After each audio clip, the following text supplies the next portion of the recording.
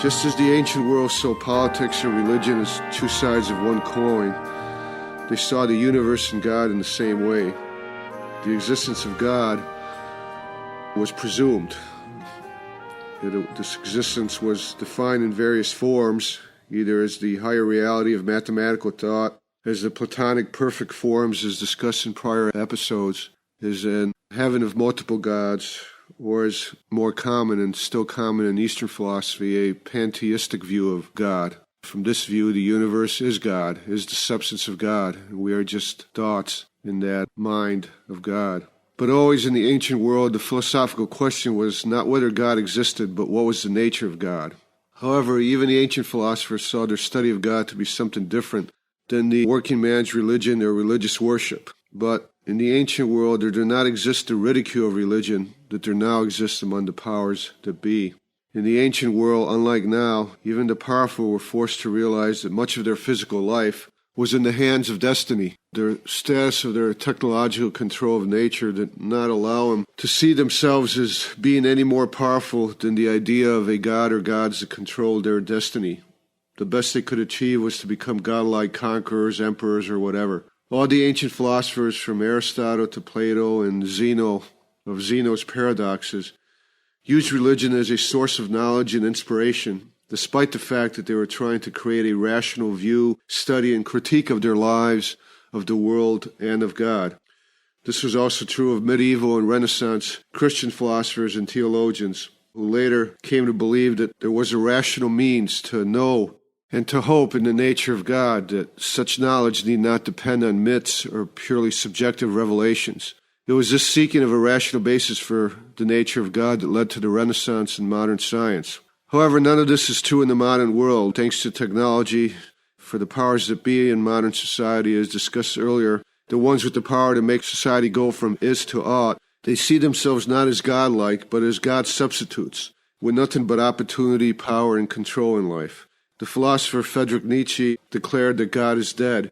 We now have concepts such as atheism and agnosticisms that are popular fads among the powerful with their lives of opportunity and control, in which they laugh at the alleged supposed irrationality of the working man's religious beliefs, especially any beliefs in a loving God to give the working man hope in their life as pawns of the powerful. The nature of the philosophical study of God has changed in the past couple of centuries, both qualitatively and quantitatively. Qualitatively, the question of whether God exists has become as big an issue as the nature of God. Quantitatively, all sorts of purely religious issues are now trying to take advantage of philosophy's credibility as a source of logical objectivity to call themselves philosophers of a particular or comparative religion. The nature of religion has also changed for the working man both qualitatively and quantitatively. Religion and politics are no longer two sides of the same coin. Christianity's distinction between the city of Caesar and the city of God has been so successful that in the Western world, the city of Caesar has pretty much wiped out the city of God as a serious opposing social force, except for entertainment rituals such as Christmas, for example, or in having beautiful photo shoots or sound bites of a smiling, laughing pope waving the peace sign, even though he has no power to either enforce or affect peace, and in ineffective and practically meaningless protests against gay marriage or abortion that no politician or judge listens to once they're elected or appointed, knowing fully well that the true power exists in secular power, not in any type of religious power. The days of powerful religious hospitals, religious institutions, religious charities are long gone, and religion is no longer a counterbalance or counterforce to secular power. Thanks to technology and the assumption of politics of Christian virtues, the new civil or secular religions enforced by the powers upon the rest of society, their ought of what they see to be the is, as discussed earlier in the ethics morality questions. Such new secular religions consist of law, nature, science, and even work itself as a religion these days. Politics has become essentially a religion for the powers that be, in which power is worshipped as the ultimate goal.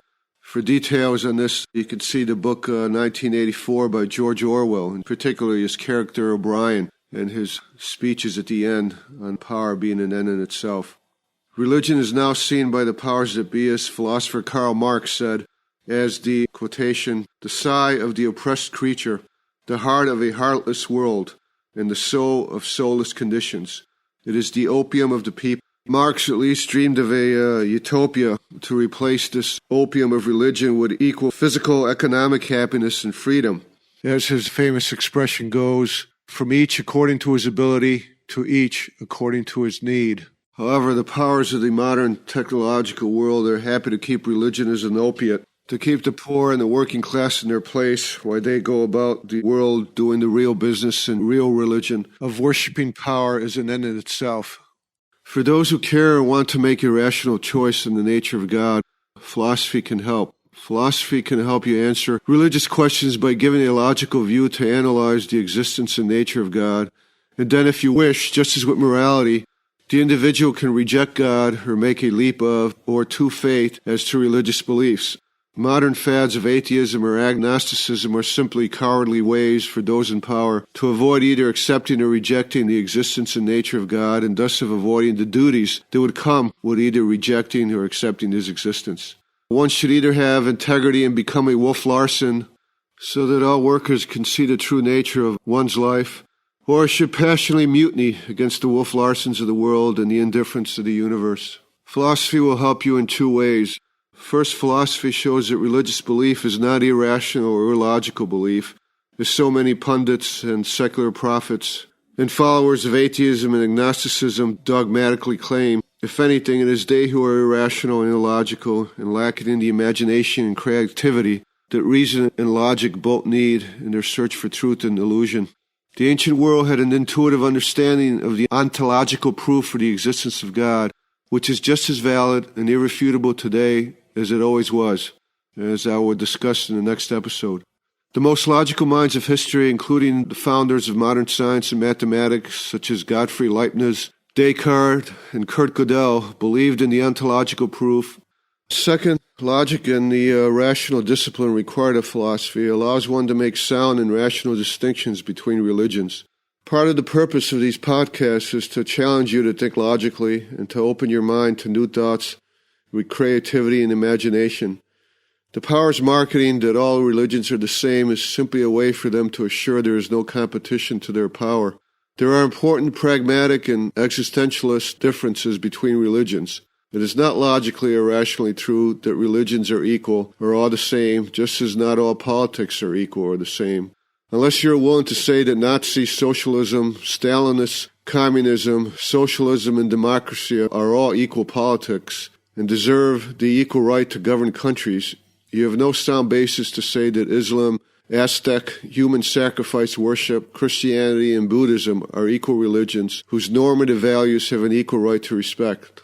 The undisputed fact is that the foundation of modern Western civilization is its assumption, or hijacking some would say, of Christian virtues and Christian theology into its politics.